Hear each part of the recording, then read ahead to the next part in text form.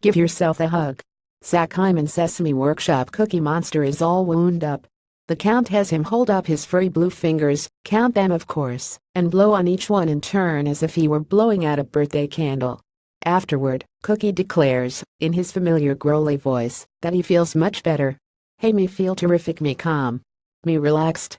You won't be catching the scene on HBO or PBS. It's part of a special initiative called Sesame Street in Communities. Free materials, including videos, books and games, will be released today to help parents and caregivers, in turn, help young children cope with traumatic experiences. The science of adverse childhood experiences, or ACEs for short, is beginning to transform education and social services. ACEs include poverty, abuse and neglect, domestic violence, divorce, and mental illness or substance abuse on the part of a caregiver. A new analysis of the 2016 National Survey of Children's Health, released today, shows that nearly half of American children experience at least one of these adversities, and 1 in 5 have had at least 2. Research shows that growing up with more ACEs negatively affects children's development, education, and even later in life, chronic disease and longevity. But children's brains are also resilient, and they can recover with the right kind of responsive care. Sesame is better known for teaching preschoolers letters and numbers. But those familiar furry characters are also taking on tougher topics, says Jeanette Betancourt of Sesame Workshop. In the past 2 years, Sesame in Communities has addressed the incarceration of a parent and bereavement, partnering with local organizations to share directly with families affected. The new trauma material focuses on simple coping skills for what many in the field call big feelings, like anger, anxiety and sadness. The goal, says Betancourt, is to provide positive ways to connect children and the adults around them regardless of what the situation is. In one short video, Big Bird imagines himself in his comfy, cozy nest. In another, Rosita, a green monster muppet, punches a pillow to let out her anger. Sesame's human characters, Alan and Sophia, play the roles of nurturing, encouraging adults.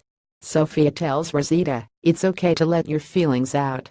There are safe ways to let your feelings out." Really hard starts in life, and Thomas is CEO of the Children's Place in Kansas City. It's a full-day therapeutic program for children who, on average, have experienced 5 traumatic events before the age of 6. They've had some really hard starts in life, she says. That does impact their development.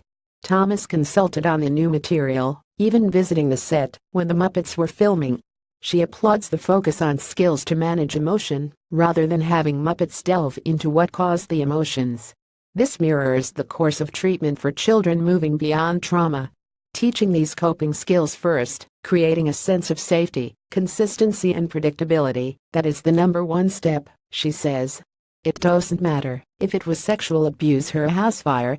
You're scared, you're not trusting, you're not sleeping. Though the videos speak directly to children, Thomas thinks they can also help adults. "I think one of the biggest values of this material is as a bridge for adults to take grown-up issues and put them in developmentally appropriate words to help children heal," she says. This is a skill that even the most well-intentioned grandparent, teacher or foster parent may not have. When it's your child, you don't want them to hurt, she says. Sometimes we want to say, "Get over it." It's hard to be with a child in that pain. She notes that it can be comforting in itself for children to see familiar characters dealing with these emotions. Traumatic experiences are sadly common, but not much talked about in most kids' media. When it's done by Sesame, it gives it credibility, she says. If Sesame is doing it, you're not alone. Therapists at her organization, The Children's Place, will share the videos with families in the hope that caregivers will follow the lead of characters like the Count, find the words to reassure children feeling big feelings, and teach them how to create their own safe places.